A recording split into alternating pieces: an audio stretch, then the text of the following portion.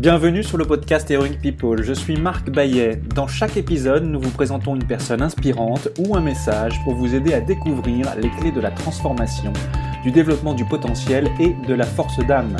Nous apprenons les uns des autres et trouvons en soi le héros de notre propre vie. Partager nos convictions, partager nos vulnérabilités, dépasser nos peurs, se transformer pour pouvoir transformer le monde, agir ensemble. Jusqu'où peut-on aller ? Merci de passer du temps avec nous aujourd'hui. Qu'est-ce qui fait ce que nous sommes ? Qu'est-ce qui fait notre singularité ? En quoi nos différences font-elles que chacun de nous est unique ? Du point de vue des neurosciences, chaque cerveau est structuré différemment. Les jumeaux eux-mêmes ont des cerveaux qui présentent des différences, des petites différences qui peuvent se traduire par de grandes différences de personnalité ou de caractère. Ces différences déterminent comment nous percevons ou voyons le monde, comment nous décidons de nous y positionner, notre appétence à la recherche de sensations ou non. Elle détermine aussi nos capacités à apprendre des langues étrangères ou même encore la manière dont nous réagissons lorsqu'une partie de karaoké nous est proposée. Albert Moukabert, bonjour. Vous êtes docteur en neurosciences cognitives et également psychologue clinicien, enseignant en psychologie clinique et psychopathologie. Vous êtes également l'auteur du livre « Votre cerveau vous joue des tours ». Vos centres d'intérêt sont multiples. Vous vous intéressez aux troubles anxieux, à la résilience ou encore à la flexibilité mentale et à la manière dont nous formons nos opinions et comment cela impacte nos prises de décision. En tant que conférencier, vous relayez les dernières connaissances scientifiques autour de nos cognitions et comportements et leur impact dans notre vie quotidienne.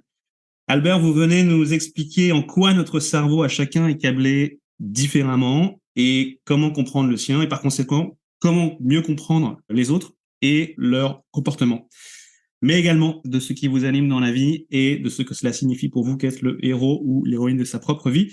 Auparavant, Albert, j'ai une première question pour vous. Comment occupez-vous votre temps sur notre planète Terre ? Comment j'occupe mon temps sur la planète Terre ? Là, je fais un podcast. Le temps est ce qu'on appelle un jeu à somme nulle. C'est-à-dire, c'est pas quelque chose, on peut pas être en même temps à deux endroits différents, par exemple. Contrairement à, je sais pas, l'amitié, c'est pas un jeu à somme nulle. Si je suis ami avec 10 personnes, je peux quand même être ami avec 11 ou 12. Le temps, c'est pas vraiment possible. En anglais, on dit spend your time, c'est dépenser mon temps. Si je dépense mon temps sur quelque chose, je peux pas le dépenser en même temps sur autre chose. Je dépense mon temps, c'est pas hyper structuré, je fais ce que vous avez dit, je suis thérapeute, je suis prof, j'écris, je fais des conférences, je fais de la recherche, mais aussi, je sais pas, je passe du temps avec ma fille et ma femme, avec ma famille en gros, je joue aux jeux vidéo, je regarde des échecs, j'essaye de jouer aux échecs aussi parfois, je lis, je fais des courses, je fais la vaisselle, je cuisine, je fais des machines à laver, j'essaye d'être sympa, j'essaye d'aider, j'essaye de me faire aider, d'avoir des relations cool et à la fin de mourir comme tout le monde, j'imagine. Albert, est-ce que vous êtes docteur en neurosciences cognitives, psychologue, clinicien, conférencier, tout ça ? Est-ce qu'il s'est passé, est-ce qu'il y a quelque chose qui fait que vous faites ce que vous faites, en fait ? Est-ce qu'il y a eu un obstacle majeur, un accident, un dérèglement, soit d'ordre physique, mental, psychologique, un obstacle qui a fait que vous êtes maintenant un peu au service de, parce que vous partagez en fait, vous êtes pédagogue quelque part. Oui, j'ai toujours aimé transmettre. Donc j'ai grandi au Liban et un des premiers boulots que j'ai fait quand j'étais plus jeune, je le suis encore un peu sans doute, un peu ce qu'on appelle des geeks. Donc j'étais assez proficient en informatique à partir d'un âge assez précoce. Donc c'était moi qui s'occupais d'arranger les ordi de la famille, de tout le monde. Et à 16 ou 17 ans, un pote à moi, plus âgé que moi, avait ouvert une boîte de réseau informatique. Il m'a demandé si je voulais pas bosser avec lui, juste parce que on s'entendait bien. Et donc j'ai travaillé un peu sur ça. Et du coup, quand j'ai travaillé sur ça, j'ai commencé à donner des cours sur comment utiliser Windows, Word et Excel à des fonctionnaires de l'État libanais. J'ai toujours aimé transmettre sans que ce soit une sorte. Il n'y a pas eu un trauma majeur qui a fait que je suis devenu qui je suis. Mais j'ai toujours aimé la transmission, pas seulement parce que j'aime transmettre, parce que aussi j'avais réalisé, j'étais vraiment jeune, j'étais ado, qu'en apprenant aux autres, j'apprenais beaucoup plus. Genre qu'en enseignant, j'apprends plus qu'en apprenant. Et donc j'ai toujours, par exemple, j'étais assez nul à l'école. Genre j'étais pas un très bon élève, j'avais pas de très bonnes notes, etc. Mais quand je suis venu en France, je suis arrivé en France vers l'âge de 22, 23 ans, un truc comme ça. Et je devais faire des petits boulots pour gagner ma vie. Donc j'ai commencé à donner des cours particuliers à des enfants de toutes les classes, un peu de toutes les matières. Je m'improvisais alors que j'étais encore une fois pas très bon. Et du coup, je me suis retapé tous les cours de la quatrième, la cinquième, troisième, seconde, première, terminale, etc. Enfin, quasiment tout le lycée. Et j'ai compris tellement de choses que je n'avais pas compris quand j'étais élève. Soudainement, genre, j'adorais la philo, j'adorais l'histoire, géo, etc. Alors que quand j'étais à l'école, je détestais ça. Donc, j'ai toujours aimé la transmission. Comment est-ce que je suis devenu psy et neuroscientifique? C'était presque par hasard. J'étais assez nul à la fac, je savais pas quoi faire. Et un jour, j'ai pris un cours de psycho, je trouvais ça cool. Et c'était moins douloureux que les autres matières que j'avais essayé d'étudier. J'ai essayé de faire des cours, donc j'ai essayé d'étudier l'informatique, je n'aimais pas ça du tout. J'ai essayé de faire de la génétique, j'ai fait des cours de chimie organique, etc. Et c'était trop compliqué pour le jeune que j'étais, on va dire. Et après, de fil en aiguille, de rencontre en rencontre, j'ai fini avec un master et une thèse. Malgré leur importance, les différences biologiques dans nos cerveaux à chacun sont rarement discutées. Or, c'est en regardant, en étudiant ces spécificités qu'il est possible de mieux se comprendre en quoi les petites différences biologiques entre deux cerveaux peuvent générer de grandes différences de caractère.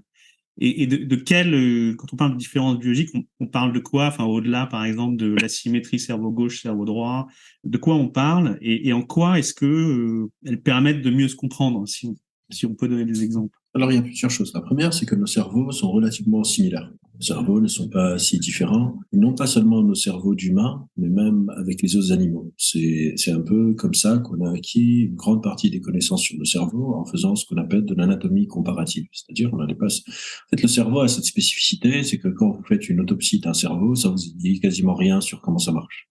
Un cerveau mort, contrairement à un cœur, ou à un estomac, ou à un vaisseau sanguin, ou à un os, ou à un ligament, un cerveau mort ne vous dit quasiment pas grand-chose sur les fonctions du cerveau. Alors, si vous regardez un cerveau, vous pouvez pas comprendre quelle zone fait quoi, ou si ça marche avec l'électricité, avec des signaux chimiques, est-ce que c'est mécanique, etc. Et donc, c'est pour ça que pendant très très longtemps, notre cerveau était une sorte d'organe mystérieux où on n'avançait pas. On a vraiment commencé à comprendre à peu près les bases du fonctionnement du cerveau au 16e, 17e siècle, un truc par là, peut-être genre 1600 et quelques avec Descartes et Sténon. Et après, il y a eu un essor d'études sur le cerveau. Une grande partie de cet essor était possible parce que justement, nos cerveaux sont structurés de manière similaire, en tout cas comparable aux autres animaux, parce que beaucoup de chercheurs dans les années 1800, faisaient des expérimentations sur des animaux. Ils ouvraient leur crâne alors qu'ils étaient en vie, ils leur faisaient des lésions, ils coupaient une partie du cerveau, ils voyaient quelle fonction partait, et ils se disaient, bah, ok, on retrouve la même chose chez des personnes, chez des humains qui ont des AVC, etc. Et donc, c'est comme ça qu'on peut comprendre à peu près comment fonctionne le cerveau. Donc, l'anatomie comparative, c'est que, d'un point de vue structurel, nos cerveaux sont relativement comparables. La zone dans votre cerveau qui va traiter les informations primaires visuelles, dans votre cortex occipital, est la même pour 99,9% des gens. Une grande partie des fonctions exécutives sont impliquées dans les réseaux du cortex préfrontal pour 99,9%. Et c'est ça qui rend la question intéressante, c'est que comment, avec des cerveaux qui sont quasiment identiques à 99,99% de leur organisation, et c'est la même chose pour nos autres organes, hein, pour le cœur, pour l'estomac. Genre, notre estomac est au même endroit pour quasiment tout le monde. Mais il y a des différences individuelles où j'ai peut-être un estomac qui a un pli différemment du autre, ou mon nombril, ou l'exemple clé pour illustrer ça, c'est les empreintes digitales. Genre, on a tous des doigts au même endroit, on a tous des empreintes, mais chaque empreinte est unique. Ça, c'est pour la première partie. On a des cerveaux qui sont quasiment pareils, mais en même temps, rien que ces toutes petites différences semblent avoir un impact important dans ce qu'on voit dans l'expression. Mais est-ce que c'est vraiment le cas? Est-ce qu'on est vraiment si unique? J'aime bien dire, vous êtes unique comme tout le monde. Genre, est-ce qu'on est vraiment unique? Et tout dépend de la granularité, de l'unicité. Parce que en sciences cognitives, on dit souvent un humain, un individu est unique, mais un groupe d'humains c'est hyper prédictible. En gros, une foule, on peut prédire comment une foule va agir. C'est comme ça que les villes fonctionnent. On descend tous les mêmes marches du métro, on monte tous de la même manière dans les rames, on utilise tous de la même manière le couteau et la fourchette.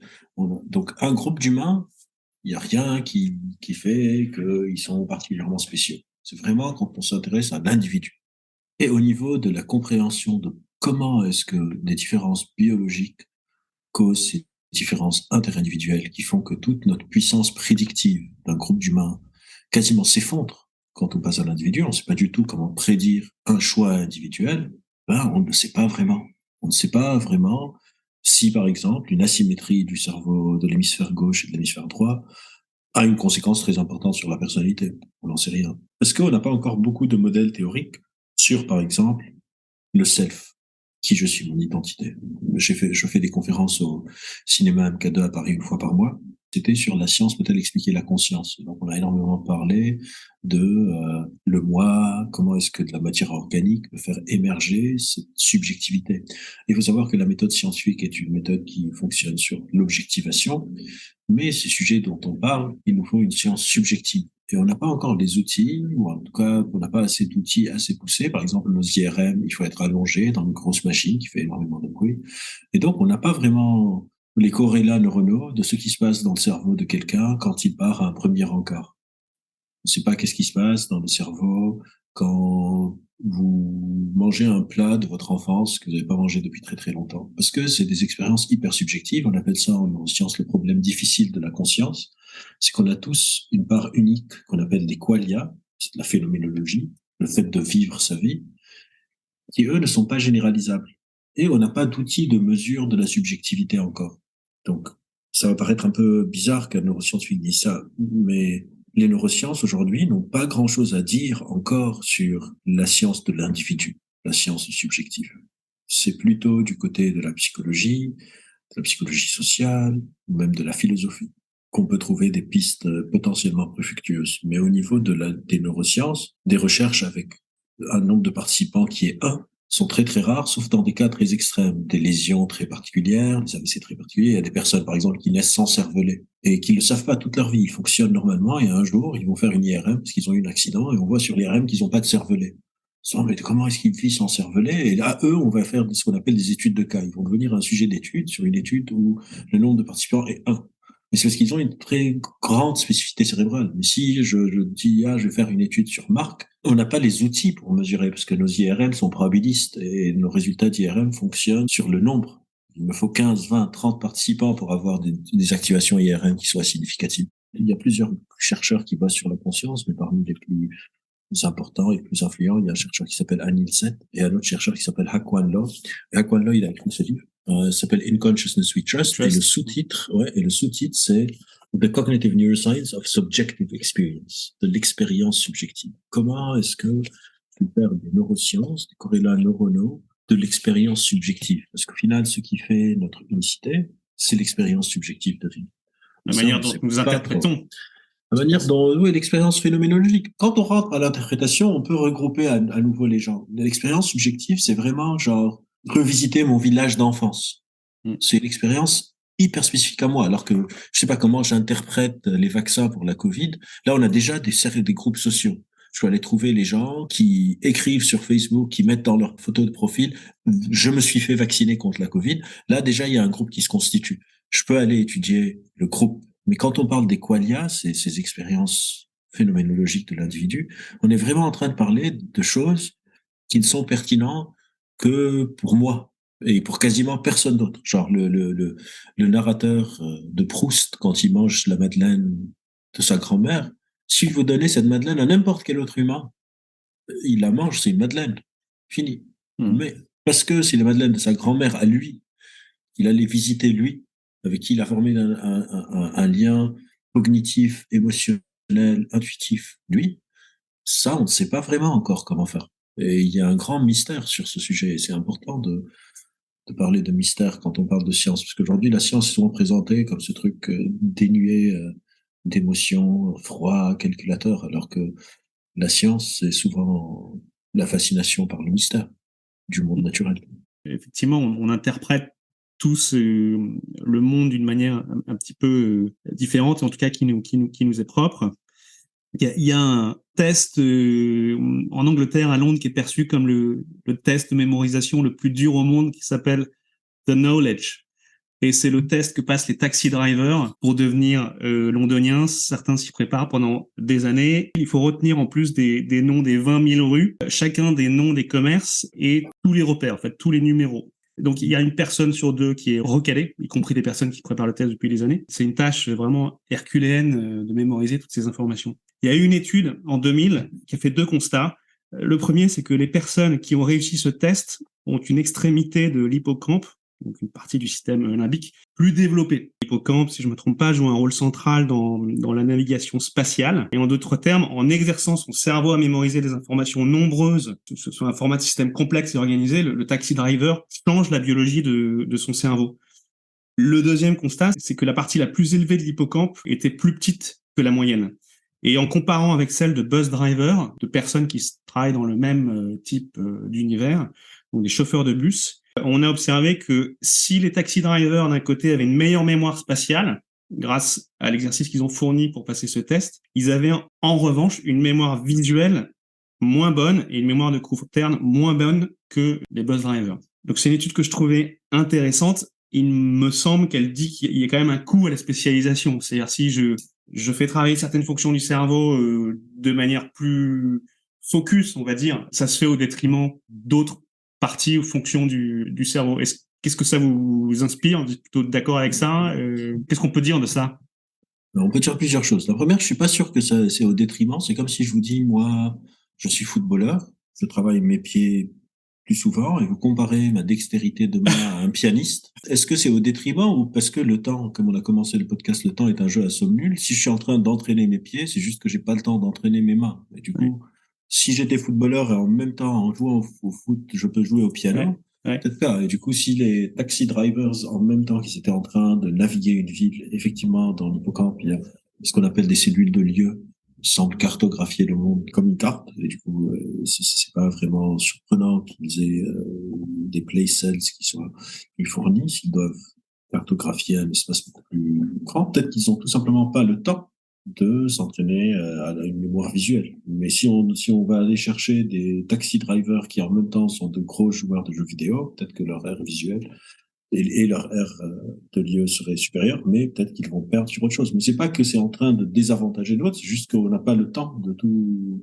entraîner. Genre, si je m'entraîne à être un génie des maths, bah, je vais probablement pas être très bon en cuisine parce que j'ai pas le temps. Et le temps est limité. Et la deuxième chose, c'est que on a tendance à extrapoler à partir d'aires du cerveau à des fonctions d'ordre supérieur. Mais là aussi, on n'est pas sûr que c'est comme ça que ça marche. C'est-à-dire que pendant longtemps, la vision que vous présentez, et qui est partagée par beaucoup de neuroscientifiques, s'appelle la vision localisationniste. C'est-à-dire que nos fonctions sont localisées quelque part dans le cerveau. Mais il y a d'autres courants de neurosciences, et je suis pas là pour vous dire lui qui a raison, qui a tort, c'est des choses on ne sait pas encore. Hein. Mais mon boulot, c'est d'exposer un peu ce qu'on faire un état des lieux. Ouais. Voilà. On s'appelle la vision distribuée, qui disent en fait, genre les gens disent vous avez votre peur dans l'amygdale, mais quand on fait, est-ce qu'on n'est pas en train d'avoir des biais de confirmation, c'est-à-dire l'amygdale est aussi impliquée dans d'autres trucs qui n'ont rien à voir avec la peur. Et est-ce qu'on peut dire que la peur est dans l'amygdale ou est-ce qu'on est en train d'essentialiser des fonctions à une région? Et l'analogie qui est souvent donnée dans ce cas, c'est comme si je vous dis, vous avez trouvé une montre et vous voulez comprendre comment ça marche. Du coup, vous allez utiliser les méthodes des neuroscientifiques. Donc, vous allez ouvrir votre montre et vous allez enlever un rouage. C'est un peu la technique des lésions en neurosciences. Genre, on voit quelqu'un qui a peur, on lui laisse son amygdale et par exemple, elle n'a plus peur. Donc, on se dit, OK, la peur est dans l'amygdale. C'est comme ça qu'on a trouvé l'aire de Broca pour le langage, l'aire de pour la compréhension du langage. Et donc, les distributionnistes disent, donc imaginez, vous trouvez cette montre, vous enlevez un rouage et quand vous enlevez le rouage, l'aiguille des secondes s'arrête. Est-ce que, en sachant parce qu'on sait comment fonctionne une montre, est-ce que vous pouvez affirmer que les secondes sont dans ce rouage? Évidemment que non. On sait que les secondes ne sont pas dans le rouage. Les secondes sont une sorte de mesure et le rouage contribue à. Et du coup, eux, ils disent, on peut pas dire que cette zone du cerveau est responsable de ça. On peut dire que cette zone du cerveau est impliquée dans un réseau qui fait cette fonction. Et du coup, le cerveau ne fonctionne plus un peu comme la phrénologie, où il y a la zone des maths, la zone des machins, mais en réseau distribué. Et il y a certaines zones qui sont impliquées dans certaines fonctions de manière distribuée, mais pas une seule fonction, mais dans plein. Et du coup, le système limbique fait partie des circuits émotionnels du cerveau, mais il est aussi impliqué dans les circuits de mémoire.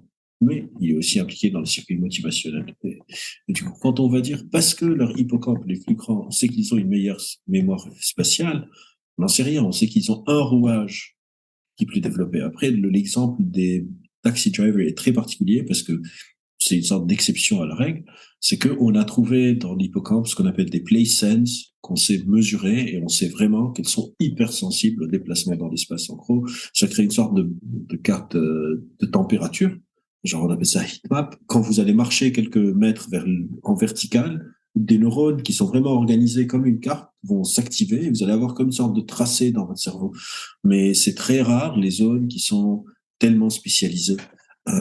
Sinon, on pense, en tout cas, il y a tout un pan des neurosciences qui pense que c'est en distribué. Et pourquoi c'est important cette séparation entre le fonctionnement localisationniste et le fonctionnement non distribué? Parce que si on adopte un fonctionnement localisationniste, on risque de tomber dans ce qu'on appelle le réductionnisme et l'essentialisation. On va se retrouver avec des mythes qui, eux, en gros, simplifier, c'est important pour transmettre une information, mais quand on sursimplifie, ça devient pas si différent d'une information fausse. Et avec ces réductionnismes, on peut se retrouver avec des mythes qui, on sait, font du mal. Donc, un truc sur la navigation spatiale, évidemment, ça fait pas de mal, etc. Mais on peut se retrouver avec quelqu'un qui dit, moi, je suis plutôt créatif parce que j'ai mon cerveau gauche qui est plus actif. Moi, je suis plutôt analytique parce que j'ai mon cerveau droit, etc. Et ça, on sait que c'est pas vrai. Ça n'existe pas.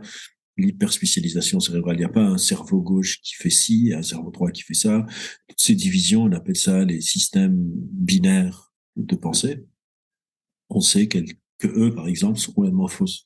C'est un peu pour ça que je fais cette digression qui peut paraître technique, mais qui est très importante, puisque c'est la base de on appelle ça des neuromythes, des mythes sur nous. Parce que, encore une fois aussi, parfois, on va mélanger le cerveau et la psyché. Alors que la psyché, c'est ce qu'on appelle une propriété émergente du cerveau. Et donc, c'est important de faire attention quand on naturalise des fonctions supérieures comme la créativité, je sais pas, le leadership, voire être un artiste, pour être scientifique, etc. Et qu'on naturalise ça sur une aire cérébrale en disant, ah ouais, si toi tu es bon en peinture, c'est que tu es pas bon en maths et que tu es plutôt cerveau gauche. Donc si tu viens, je vais te faire une formation et on va débloquer tes chakras du cerveau droit, quoi. C'est vrai que cette espèce de dichotomie droite-gauche, avec le temps, on sait qu'elle n'est pas stricte. Et diviser les choses en deux, c'est une forme de cartésianisme. Du coup, est-ce qu'on peut pas dire qu'il est important d'être deux? Enfin, vous avez parlé de cet aspect distribué, en fait. On va chercher la ressource de manière distribuée pour penser, pour agir, pour analyser. Ça circule quand même il y a différentes fonctions à droite et à gauche Ouais. partagées et il y a quand même des patterns. Il y a des Ouais, raisons. Ils sont pas du tout à droite et à gauche. Ils sont. Ouais, non, ils sont partagés. Enfin, Ça peut être à l'avant, à l'arrière. Ça peut c'est être. ça. Ça Ouais. dépend des tâches. Mais il n'y a pas de. La majorité de nos fonctions sont ce qu'on appelle bilatérales. Sont dans les deux hémisphères pour des raisons de redondance. Il y a Voilà. très peu de fonctions qui sont unilatérales, comme par exemple le langage, qui est latéralisé souvent. Une grande partie des réseaux du langage sont latéralisés, mais il y a des parties dans l'hémisphère droit. Mais une grande partie de nos fonctions sont bilatérales pour des raisons, encore une fois, de redondance. Je veux pas avoir une fonction comme genre la respiration qui est juste dans un côté de mon cerveau, parce que si cette partie reçoit un coup et meurt, bah je meurs et c'est pas très pratique. Qu'est-ce qu'il faut dire en 3 phrases punchy à un enfant de 6 ans pour décrire ça?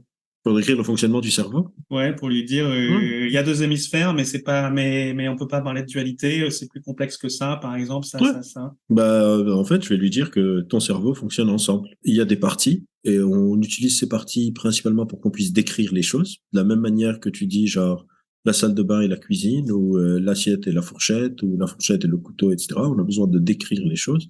Une bonne manière de décrire un organe, c'est par son espace. Donc, on peut dire devant, derrière, à gauche, à droite, en haut, en bas. Mais il faut décorréler, je dirais pas ça à un enfant de 6 ans, mais je lui expliquerai avec mes mots, je peux vous le dire à vous, qu'il faut décorréler la fonction de l'anatomie. Le problème qu'on fait, c'est qu'on match, On assimile, ouais.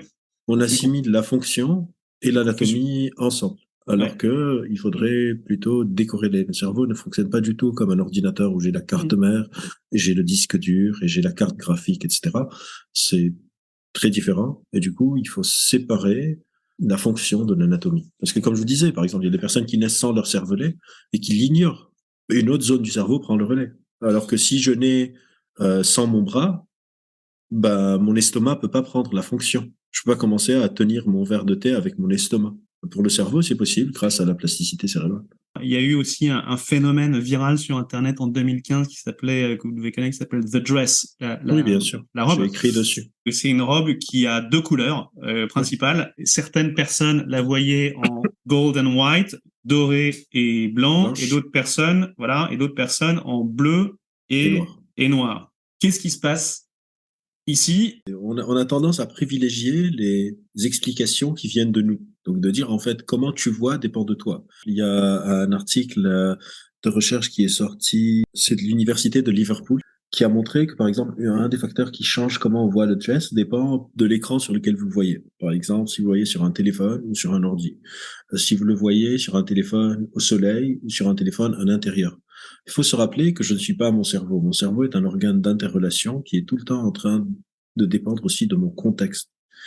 Et du coup, le dress ne dépend pas juste de moi, de ma lumière naturelle, parce que parfois dans une même fratrie, des gens qui ont vécu dans un même environnement ou des collègues de travail qui sont dans le même bureau depuis 40 ans, ils n'ont pas vu la même chose. Et parfois sur un même écran. En fait, on pense que c'est multifactoriel de pourquoi on voit ça. Par contre, moi, ce sur quoi moi j'ai travaillé, l'article que moi j'ai écrit, c'est moins pourquoi certaines personnes le voient bleu et noir et d'autres blanche et dorée, et plutôt comment est-ce que c'est possible qu'une même robe puisse paraître de deux couleurs complètement différentes à des gens. Pour moi, c'est plus ça qui m'intéressait, c'est comment est-ce que c'est possible, on regarde la même chose et on ne voit pas la même chose. Pas pourquoi est-ce que c'est bleu et noir, ou blanc et doré, ou pourquoi c'est vert et jaune, etc. C'est comment est-ce que c'est possible. Et ça, on le sait à peu près. C'est qu'il y a, en fait, notre perception est très incomplète du monde. On ne voit pas tout le spectre de lumière. Par exemple, là, si je vous regarde, je vois en couleur, mais ma vision périphérique est aussi colorée. Mais dans ma vision périphérique, il n'y a pas de cas, il y a pas de cellules de couleur sur ma rétine, ou très peu en tout cas. Du coup, théoriquement, il faudrait que ma vision périphérique soit noire et blanche, soit en monochrome, quoi. Mais mon cerveau va nicher les trous et remplir le vide. En fait, pendant longtemps, on pensait que la perception, c'était un processus qu'on appelle bottom-up, c'est-à-dire les photons de lumière sortent de l'écran, touchent ma rétine les transforme en un signal électrique, ça va le long de mon nerf optique, à mes aires visuelles primaires dans mon cortex occipital, à l'arrière de ma tête, et puis ça va être reconstruit strate par strate, et bim, l'image apparaît dans mon cortex préfrontal. Mais on a découvert après qu'en fait, notre cerveau n'est pas juste en train de faire de la reconstitution, notre cerveau est aussi en train de faire de la prédiction. C'est-à-dire, il y a tout un travail aussi top-down sur le réel, où je mets de moi sur le réel, parce que mon cerveau a besoin de prédire, parce qu'on fonctionne à base de prédiction pour savoir qu'est-ce que je vais faire. On a des règles sur comment le monde fonctionne, pour qu'on puisse fonctionner. Mon cerveau a des règles sur comment une voiture se déplace pour que je me fasse pas écraser, etc., etc. Et donc, il y a ces allers-retours, et la perception n'est pas juste un truc passif, mais un truc actif. On est en train de mettre de soi dans son compte perso. Et il se trouve qu'il y a certaines situations, qu'on appelle des situations ambiguës, et dans le cas de notre robe, ça s'appelle un stimuli ambigu bistable, c'est-à-dire c'est un stimuli qui contient des informations qui peuvent être prédites, interprétées, reconstituées de deux manières différentes par des personnes différentes. Par exemple, de même manière que fonctionne cette robe, quelque chose qui est peut-être plus connu et beaucoup plus ancien, c'est un concept de Wittgenstein qui s'appelle le Duck Rabbit. Genre, c'est une image d'un animal où d'un côté on peut voir un canard ou on peut voir un lapin, selon à quoi on pense. Il y a une image bistable que tout le monde, ça je suis sûr que tout le monde connaît, c'est quand on était petit, c'est le profil qui peut aussi être un vase.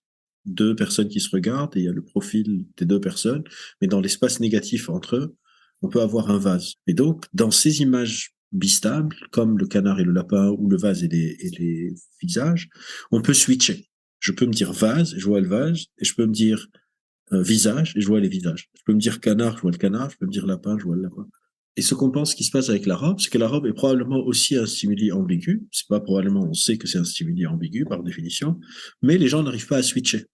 C'est comme si je vous montre les vases et les visages, et vous dites, en fait, je vois juste les visages. Je vous dis, mais non, regarde, il y a le vase entre les deux visages, et tu me dis, en fait, j'y arrive pas. C'est-à-dire, on est habitué dans le monde physique à ce qu'on appelle de la causalité. A cause B, B cause C cause D cause E, et puis c'est tout. Genre, je prends un truc, je le jette, il se casse, et la chaîne de causalité s'arrête là. Dans le cerveau, les chaînes de causalité ne fonctionnent pas du tout comme ça. C'est A cause B, B cause C cause A, C influe sur B influe sur A influe sur Z, Z influe sur C, et il y a des boucles qui viennent de partout. Et du coup, ce top-down, bottom-up, c'est des boucles. Selon ma prédiction, ma perception est impactée. Selon ma perception, ma prédiction est impactée. Et il se trouve que pour la robe, on n'arrive pas à switcher entre les deux stabilisations de l'ambiguïté qui existent. Et ces stabilisations de l'ambiguïté, on parlait de l'unicité de chacun, c'est un peu ça qui nous rend unique. En gros, par exemple, les traits de personnalité d'une personne, quand on décrit les traits de personnalité de quelqu'un, on est en train de décrire ses hypothèses prédictives sur le monde. Par exemple, si je dis que quelqu'un est optimiste, qu'est-ce que ça veut dire quelqu'un qui est optimiste? En fait, notre cerveau prédictif est tout le temps en train de prédire sur tout. Et le futur est incertain, il est ambigu parce qu'il n'existe pas encore. Une personne optimiste, c'est quelqu'un qui stabilise l'ambiguïté du futur en se disant ça va bien se passer. Une personne pessimiste, c'est quelqu'un qui stabilise l'ambiguïté du futur en se disant ça va mal se passer. Quelqu'un qui est colérique, c'est quelqu'un qui va stabiliser l'ambiguïté de je marche dans la rue et quelqu'un me touche l'épaule en me retournant en me disant c'est quoi ton problème, tu me cherches. Et quelqu'un, parce que notre cerveau a plein de règles sur comment fonctionne le monde. On appelle ça parfois des modèles mentaux, on appelle parfois ça des cartes mentales, etc. Et ces règles sont la base de mon fonctionnement. Selon les règles que je me raconte, je vais avoir des réactions très différentes. Et donc, on va se retrouver avec des personnes qui ont des réactions très différentes, une sorte de richesse interindividuelle, qui, au final, est juste la manière dont on est en train de réduire l'incertitude qui est inhérente à notre perception, parce que notre perception, c'est des ressources très limitées, et on ne peut pas capturer tout ce qui existe dans le monde. Et donc, la robe est une représentation visuelle de ça. Et il y a plein d'exemples. Donc le point, si je comprends bien, c'est notre cerveau a une capacité, c'est un peu comme un superprocesseur, mais qui a une capacité limitée de traitement d'informations là dans un peu illimitée. Et du coup, on filtre, on peut dire ça. Et non seulement on filtre, on complète en fait. On a des ressources limitées, donc on n'a pas une version complète du monde. On bouche des trous. Voilà, on découpe en paquets qu'on met ensemble, on donne un sens à l'ensemble, on fait des associations d'idées avec des expériences passées ou projetées. C'est comme ça que ça fonctionne, en gros. Ouais. On a une vision très partielle et on complète avec ces cartes mentales qu'on a dans notre tête, selon mes traits de personnalité, mais ça peut être selon mes traits de personnalité, mais ça peut être aussi selon la température dans la chambre, si j'ai mangé ou pas, est-ce que j'ai bien dormi, est-ce que je suis avec des gens qui m'aiment bien, est-ce que je suis avec des gens qui m'aiment pas du tout et qui pensent que je suis une mauvaise personne, donc c'est plein de facteurs, mon ethnicité, la ville dans laquelle je vis, est-ce que mon voisin est raciste, etc., etc., etc. Tous ces facteurs viennent moduler. En fait, mon livre, les 3 premiers chapitres, c'est les bases un peu de la cognition. Et après, chaque chapitre, c'est un facteur qui vient moduler nos réductions de l'ambiguïté. Ça peut être le stress, ça peut être la dissonance cognitive, mais ça peut être aussi les autres, ça peut être mes attentes, ça peut être les attentes des autres. Par exemple, l'effet Pygmalion, c'est les attentes du prof impactent les résultats des élèves. Donc, c'est même pas un truc qui vient des élèves eux-mêmes. Ça vient de la présence du prof et son engagement dans l'éducation va impacter comment une personne a accès à ses compétences. Donc, j'ai les compétences, mais si mon prof ne m'aime pas, j'ai plus accès à ses compétences. Donc, on revient à cette notion de je suis pas mon cerveau, je suis un cerveau incarné dans un corps, incarné dans un environnement. Et c'est le jeu entre ces 3 facteurs qui tournent en permanent, qui définit comment je réagis à quelque chose. Parce que le danger, c'est vraiment, encore une fois, de tomber sur la surresponsabilisation individuelle, que tout dépend de moi. Tous les jours, on effectue de nombreuses tâches. On se brosse les dents, on écrit avec un stylo, on mange avec une fourchette, on ouvre une boîte, on tient le haut du manche quand on passe le balai. Certaines personnes vont l'effectuer de leur main dominante, droite ou gauche, et d'autres seront à l'aise pour passer de l'une à l'autre, carrément ambidextre, plus ou moins facilement, mais c'est pas le cas de tout le monde. C'est pareil quand on regarde dans un microscope, on prend une photo, on a un œil préféré, ou un mix des deux, donc on a soit un œil, soit une main dominante. Ouais. Qu'est-ce qui se passe du point de vue fonctionnel derrière? Qu'est-ce qui fait qu'on fait ça, qu'on a ces appétences, qu'on a ces réflexes? Est-ce que c'est de l'entraînement? Est-ce que ça se développe? Est-ce que on peut avoir 2 jumeaux, l'un qui sont un premier qui est droitier et l'autre parfaitement c'est rare, ambidextre? C'est rare parce que les gauchers droitiers, c'est quelque chose qui est très très très très très spécifique. Et l'histoire de comment on a découvert les gauchers et les droitiers, donc on appelle ça l'organisation contralatérale cérébrale, c'est que déjà la première chose à savoir, c'est que pour plein de fonctions, mon hémisphère gauche commande la partie droite de mon corps et mon hémisphère droit contrôle la partie gauche. Pourquoi?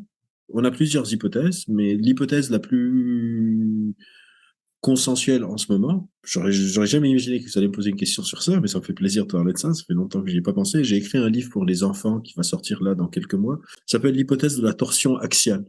Et l'hypothèse de la torsion axiale, c'est que l'architecture contralatérale de notre cerveau remonte à quasiment des millions d'années lors des développements embryonnaires de nos ancêtres vertébrés. Le corps et le système neuronal avaient certaines asymétries et au niveau du développement embryonnaire, ils se tordaient et à un moment, en fait, le système neuronal est devenu genre inversé par rapport au reste du corps. Et pourquoi on pense que c'est très très loin? Parce qu'il y a quelque chose qu'on appelle la stabilité évolutionnaire et l'organisation contralatérale existe chez tous les vertébrés. On ne connaît aucune exception, zéro, à l'organisation contralatérale du cerveau chez tous les vertébrés. On pourrait penser que c'est ça qui explique le cerveau, les droitiers et les gauchers, mais pas du tout.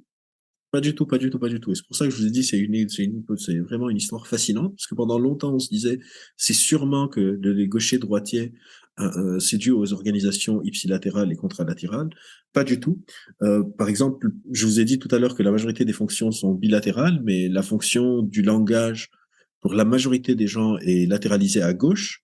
Et on pourrait se dire que si c'est un truc de contralatéral et d'ipsilatéral, ben en fait, les personnes chez qui la zone du langage est à droite vont être gauchers et les personnes pour qui le langage est à gauche vont être droitiers. Mais quand on regarde dans les faits, pas du tout ça, pas du tout ça. 70% des personnes gauchères ont quand même leur langage latéralisé à gauche. Et donc, c'est pas quelque chose qui est systématique. C'est moins que les personnes droitières, mais c'est moins du côté systématique.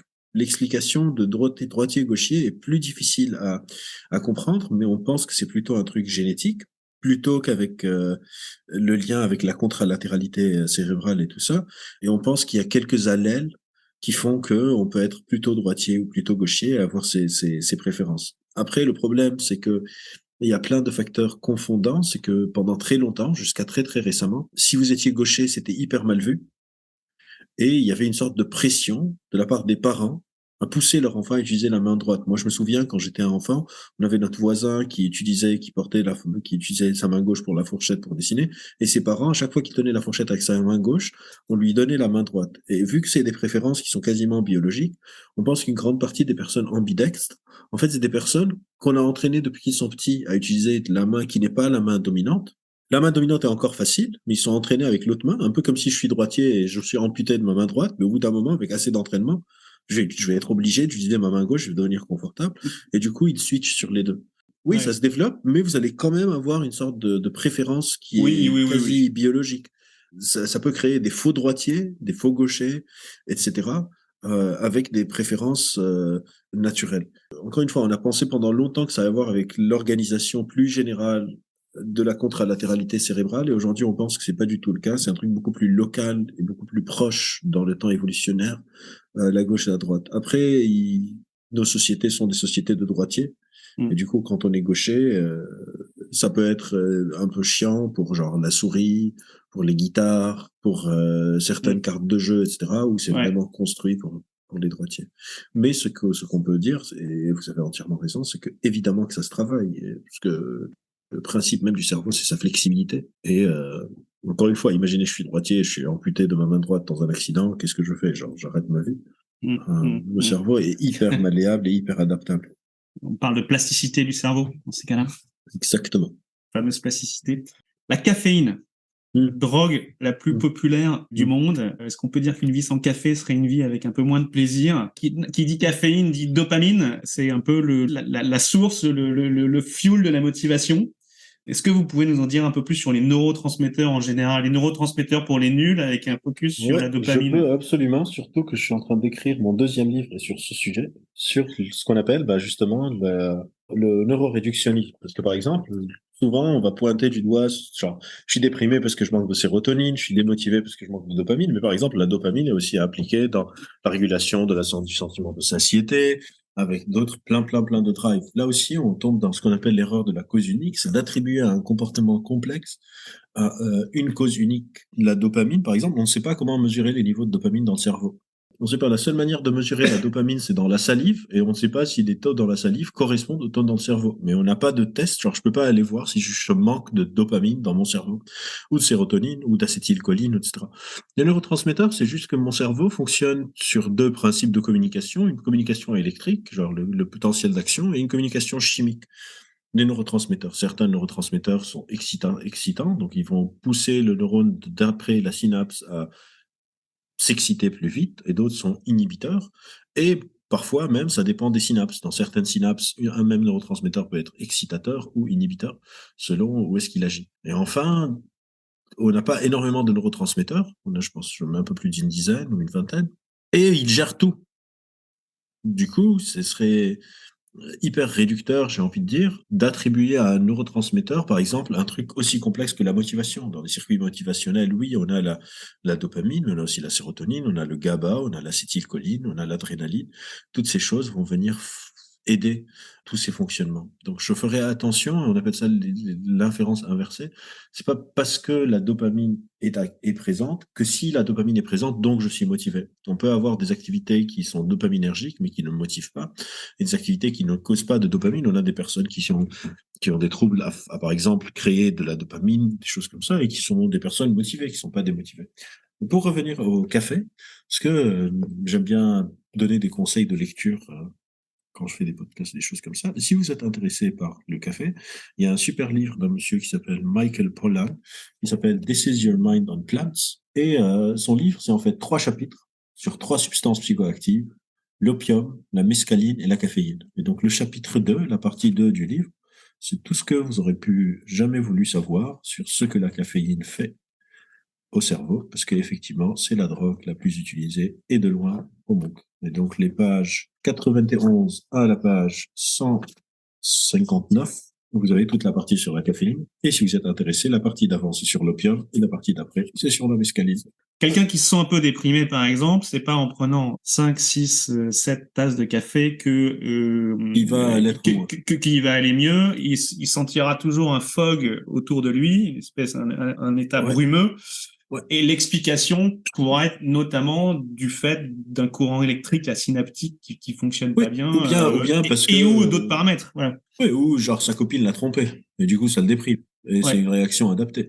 Ouais. Mais ce que le danger de ces réductionnismes, c'est encore une fois d'attribuer à l'individu des conséquences d'un truc qui peut être de groupe, par exemple. Et du coup, de me dire, en fait, ça fait partie de tout le courant un peu ce qu'on appelle du développement personnel ou du self-help ou des choses comme ça, qu'en gros, pour m'aider, il y a que moi. Alors qu'encore une fois, on est des animaux sociaux et on dépend aussi énormément des autres. Et de la relation. Ouais. Exactement, de la relation et du contexte. Exactement. Il y a un chanteur connu qui s'appelle Jacques Brel. Il disait « Il n'y a aucun talent, il n'y a que du désir ». C'est une manière de dire « Tu peux faire ce que tu veux dans la vie, tout est à portée. En poursuivant ton désir et en travaillant beaucoup, tu réussiras, tu seras heureux, mon fils ». C'est un peu la théorie des 10 000 heures de vol. De son côté, de l'autre côté, il y a un autre personnage connu qui s'appelle Albert Einstein, qui a le même prénom que vous. Quand tu parles de lui aussi. Voilà. Il dit « On ne peut pas demander à un poisson de monter à une échelle ». Là, ce qu'il veut dire, c'est que ça introduit la notion de zone de confort ou d'aptitudes naturelles qui peuvent s'exprimer, et à l'inverse de zone d'inconfort où nos efforts, justement, s'épuisent parce qu'on n'est pas sur une zone de confort. Donc, il y a bien sûr un peu de blueprint avec lequel on viendrait au départ, et si je suis dans ma zone de confort, tout serait un petit peu... on aurait les aptitudes naturelles à devenir musicien ou chef d'entreprise. Voilà. Donc, il y a un peu 2 thèses qui s'opposent. Si on mettait Jacques Brel et Albert Einstein autour d'une table, qu'est-ce qui se dirait selon vous? Je sais pas de quoi ils parleraient. Je pense qu'ils ne parleraient pas de ça, mais ce serait intéressant. J'aimerais bien être sur cette table ronde. Par contre, la petite remarque critique, si je peux me permettre, que je ferais aussi bien à Jacques Brel que à Albert Einstein, c'est que dans les 2 cas, il tombe dans ce piège dont je parle depuis tout à l'heure de la réduction à l'individu. C'est que, par exemple, si je bosse très très dur, mais je suis une personne noire dans une société raciste, je vais pas avoir l'opportunité de fonctionner. Et donc, dans ce cas-là, même si je poursuis la méritocratie dont parlait Brel, même si je le pense pas comme quelqu'un de très méritocratique, Brel, il était quand même assez désabusé du monde. En fait, il fait fi des déterminants sociaux et sociétaux qui existent. Genre, par exemple, il y a des études qui ont été faites qui ont montré que les 15 familles les plus riches de Florence sont les mêmes depuis 1400, que en Angleterre, c'est depuis 22 générations, depuis genre 1100, les richesses sont tout le temps dans la même population, et donc on a du mal avec la notion de méritocratie quand on regarde des faits. Mais de l'autre côté, comme je serais aussi un peu en désaccord avec Einstein, qui lui retombe un peu trop dans le déterminisme de l'individu, que genre je nais avec des sortes d'aptitudes nées, et j'y peux rien. Genre, si je suis un poisson, je pourrais jamais monter une échelle, et si je monte des échelles, je pourrais jamais nager. Alors qu'on sait qu'il y a une sorte de malléabilité. Un autre conseil lecture, il y a par Sama Karaki, qui est une amie, qui est neuroscientifique et qui a publié un livre qui s'appelle Le talent n'existe pas, où elle reprend tout ce débat inné, acquis. Est-ce que 10 000 heures suffisent pour devenir un maître? Est-ce qu'on dépend de nos déterminants sociaux? Est-ce qu'il y a des trucs genre, est-ce que Mozart, il est né avec une sorte de truc en plus que nous, et même avec tout l'effort du monde, personne ne pourrait devenir Mozart? Et des interactions complexes qui existent entre les sortes de prédispositions biologiques et les déterminants sociaux, politiques, géopolitiques, économiques qui existent dans le monde. Mais ce qu'on sait, quand on regarde le réel, en tout cas, c'est que c'est une exception hyper exceptionnelle. Les personnes qui naissent sans les opportunités sociétales favorables et qui arrivent à réussir. En général, la mobilité de réussite n'est pas aussi mobile que ça. Genre, si vous êtes né dans une famille riche, vous avez infiniment plus de chances de le rester. Et si vous naissez dans une famille pauvre, malheureusement, vous avez infiniment plus de chances de ne pas devenir millionnaire, malgré tous les efforts que vous avez essayé de faire. Et c'est pour ça que je pense que le danger, c'est comment est-ce qu'on attribue à une vie qui a un sens? Est-ce que ma vie devrait juste être guidée par ma réussite professionnelle ou mon compte en banque? Ou est-ce que je devrais genre diversifier un peu mon portfolio, comme on dit en langage économique, et viser la réussite de ma vie? De certaines choses, c'est cool de réussir dans la vie, mais aussi de reconnaître que tout n'est pas sous mon contrôle, qu'il y a justement ces déterminants socio-économiques, etc., qui sont difficiles à dépasser, mais que je peux tirer aussi des vertus, que je fais les miennes, de mon attitude avec les gens qui sont dans mon cercle social, de combien est-ce que je m'engage pour les autres, pour moi-même, etc. Et de ne pas tomber, genre mettre tous mes œufs dans un seul panier qui n'est pas trop sous mon contrôle tout le temps. Quels conseils ou questions auto-réflexives est-ce que vous pouvez poser à ceux qui nous écoutent pour les interpeller? Un petit exercice simple et concret à proposer pour commencer à introduire le changement et améliorer tout de suite leur Que quotidien. le changement ne dépend pas juste de moi. De questionner, genre, ma place dans une sorte de relation systémique, et c'est beaucoup de rétrocontrôle. La relation à l'autre, mon environnement, le monde, la société. On appelle ça la sphère micro, méso, macro, genre. Ma relation avec moi-même, ma relation avec les gens que je connais, méso, moyenne de mes relations sociales, et ma relation avec le monde plus large, ma ville, mon pays, la société, je sais pas, les enjeux planétaires. Et comment c'est des allers-retours en permanence. Comment mes actions façonnent le monde et comment est-ce que le monde façonne ma perception des choses. Albert, avec qui est-ce que vous rêvez de prendre un café? Eiichiro Oda, un auteur de manga que je lis depuis genre 20 ans, qui s'appelle One Piece, et qui est hyper, genre qui sort jamais, on a quasiment pas de photos de lui depuis je sais pas combien d'années. Et j'aimerais bien prendre un café avec Oda, si c'est possible. Est-ce que vous dites à quelqu'un qui est bloqué, qui est à l'arrêt, quel mot consolateur, aimant, rassurant? Qu'on peut pas être à l'arrêt, que c'est une illusion. On est tout le temps en train de changer, la question c'est comment. Du coup, une histoire qu'on se raconte alors. Je suis à l'arrêt. Exactement. En fait, il est en train de changer, mais il le réalise pas et que ce serait pas mal de prendre conscience qu'il le réalise. Après, s'il le réalise et il a envie d'être à l'arrêt, franchement, si ça lui plaît bien, bah, qu'il reste à l'arrêt. Genre, je sais pas il y a un autre livre que j'aime beaucoup qui s'appelle Quiet sur les introvertis et leur importance dans la vie de Susan Cain. Et c'est vrai qu'on est dans une société où on veut que tout le monde aille bien, que tout le monde ait la pêche, que tout le monde soit extraverti. Si quelqu'un est à l'arrêt et ça lui convient, ben, je lui dirais, est-ce que je peux m'arrêter avec toi un peu, quoi. Est-ce qu'il y a 5 leviers au quotidien sur lesquels travailler pour prendre soin de son cerveau, en fait? À l'inverse, qu'est-ce qu'il faut faire pour être sûr de tout rater? Comment est-ce qu'on s'occupe de son cerveau comme on s'occupe du reste de nos organes? Genre, on mange bien, on s'hydrate, on fait un peu d'exercice, on dort bien, on se repose. Je pense que ça fait 5. Genre, le cerveau n'a rien de particulier par rapport à d'autres. Enfin, je peux faire du neuromanagement, je peux faire de l'estomac management, je peux faire du genou management, de la nuque management, c'est le même concept. C'est important de s'occuper de son corps. S'alimenter, dormir, exercice physique. Dormir, exercice physique, hydratation, repos. Les piliers de la santé. La flemme, exactement. Et quand les piliers de la santé sont là, déjà, tout le reste, on est. Qu'est-ce que je ferais pour casser mon cerveau? Les injonctions paradoxales. Genre, quelqu'un me met dans une situation où les gens me disent tout et son contraire. Il a trop de certitude. Quand je suis trop certain, je perds en flexibilité mentale. Et du coup, c'est pas top. Se faire trop confiance, ne s'écouter que soi-même. Genre, le truc de je m'en fous de ce que les gens pensent. C'est complètement absurde. Dans les animaux sociaux, l'important, c'est pas de me foutre de ce que les gens pensent, c'est quels gens. Et si mes meilleurs amis viennent et me disent que je suis une mauvaise personne, genre, j'ai tout intérêt à les écouter. Et j'ai pas les deux derniers, ne pas bien manger, ne pas bien dormir. Pour vous, qu'est-ce que cela signifie être l'héroïne ou le héros de sa propre vie? Je suis pas très fan de ce truc de héros parce que je pense qu'on essaye tous d'être des héros et on a besoin de supporting actors. Genre, moi, je suis prêt à lâcher ma place de héros. Et s'il y a un héros qui a besoin d'un sidekick, s'il y a un Batman qui a besoin d'un Robin ou qui a besoin de citoyens à sauver, moi, je suis prêt à jouer le rôle de la princesse en détresse dans le château et d'attendre que quelqu'un vienne me sauver. Je suis pas sûr que ces récits hyper individuels où on veut tous être spéciaux, on veut tous être uniques, on veut tous être des héros. Genre, on est une espèce sociale collaborative et c'est important de savoir quand est-ce qu'on doit être des moutons aussi, quand est-ce que j'ai besoin de faire confiance à l'autre, de déléguer une partie de ma pensée. C'est vrai que le comportement moutonnier est très souvent négativement perçu et le mot scientifique, technique pour ça peut être la conformité normative et effectivement, c'est pas une bonne chose quand je me conforme parce que j'ai envie juste de plaire. Mais il y a une autre forme de conformité qui est nécessaire pour qu'une société d'humains fonctionne. On appelle ça la conformité informationnelle. C'est quand j'ai l'humilité de réaliser en fait que l'autre est meilleur que moi sur un sujet et que j'ai tout intérêt à me calquer sur lui au lieu de je suivre moi-même. Et du coup, je pense pas que c'est important qu'on soit tous des héros. Je pense que c'est trop de pression pour pas beaucoup de retour à la fin. Donc, est-ce qu'on peut dire que... Être bien, quoi, genre. Ouais, genre être une version moyenne de moi-même. Genre, ça dépend combien est-ce que je mets une pression. Est-ce que j'ai besoin tout le temps d'être la meilleure version de moi-même? Je suis pas sûr si une version moyenne de moi-même me plaît.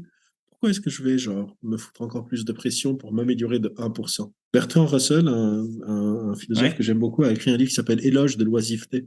Ouais. Je pense qu'on perd beaucoup dans cette... Et c'est surprenant parce que je me serais dit que le Dalai Lama devrait être plutôt pour l'oisiveté et pas dans cette course effrénée vers l'héroïsme qui est une valeur hyper, genre qui nous vient beaucoup des États-Unis, le American Dream. Le Dalai Lama, il dit la vocation de l'homme, parce qu'on a dans lui dans un modèle où on a plusieurs vies, c'est de vaincre sa propre colère et sa haine, de travailler sur ses propres turpitudes, sous-entendu pour aller vers plus d'être avec soi-même, avec l'autre, avec le monde. Ouais, voilà. Pourquoi pas? Ouais, mais par exemple, le Dalai Lama, pour moi, j'ai lu le Bhagavad Gita, des trucs comme ça. J'ai eu ma période d'intérêt pour les religions. Je suis tapé un peu les différents livres religieux. Il faut autant abandonner sa colère que sa joie. Genre, le bouddhisme, au final, c'est abandonner tout pour se fondre dans le nirvana. Donc... Et vers une forme de neutralité émotionnelle. Ouais. Donc, je sais pas si c'est un bon but. Mais en tout cas, parfois, la colère, c'est une bonne chose. Nos émotions ont toutes des fonctions, aussi bien les émotions positives et négatives. Est-ce qu'elles sont adaptées à la situation? Mais parfois, la colère va me pousser à agir pour rejeter une injustice sociale ou une injustice que je vis devant moi, etc. Et donc, c'est important de ne pas, encore une fois, être dans ce diktat du bonheur où il faut que je cours tout le temps vers une satisfaction positive de ma vie en permanence. Pour vous, qu'est-ce que la force d'âme? J'ai aucune idée. Déjà, je crois pas en l'âme. Ouais, je suis pas matérialiste, je suis pas dualiste, donc je crois qu'on est seul et c'est ça qui rend flippant, c'est que la responsabilité de ce qui nous arrive est notre responsabilité individuelle et partagée. Et du coup, je pense que la force d'humain, je dirais, c'est cette capacité à recréer des histoires, à se raconter des récits et qui peuvent être en même temps une bénédiction ou une malédiction infinie. Je pense qu'un des proverbes les plus vrais qui s'applique à mon travail, c'est l'enfer est pavé de bonnes intentions. Genre, il y a nos intentions et puis il y a nos actions. Ils ne vont pas tout le temps dans la même direction. Merci beaucoup. C'est la fin de votre épisode du podcast Heroic People. Merci de nous avoir écoutés. J'espère que cet épisode vous a inspiré et vous a été utile. Si c'est le cas, partagez-le à 1 ou 2 amis par SMS ou sur vos réseaux sociaux. Vous avez le pouvoir de changer la vie de quelqu'un et c'est maintenant. Vous pouvez retrouver cet épisode et son résumé écrit, mais aussi tous les autres épisodes sur le site du podcast heroicpeople.fr. Pour nous contacter, nous faire des suggestions, proposer des invités, c'est toujours sur le site du podcast que ça se passe, heroicpeople.fr, ou encore les réseaux sociaux LinkedIn, Facebook ou Medium. Enfin, sans vous, nous ne sommes rien, avec vous, nous sommes tout. Si vous avez été inspiré par cet épisode, alors laissez-nous un commentaire et quelques étoiles sur Apple Podcasts ou votre plateforme d'écoute préférée. Dites-nous comment le podcast vous a inspiré et contribue à améliorer votre vie. C'est grâce à cela que nous pouvons faire connaître le podcast Heroic People. Merci d'avoir écouté Il est temps maintenant d'agir et de révéler sa grandeur et sa force d'âme. À bientôt sur le podcast Heroic People.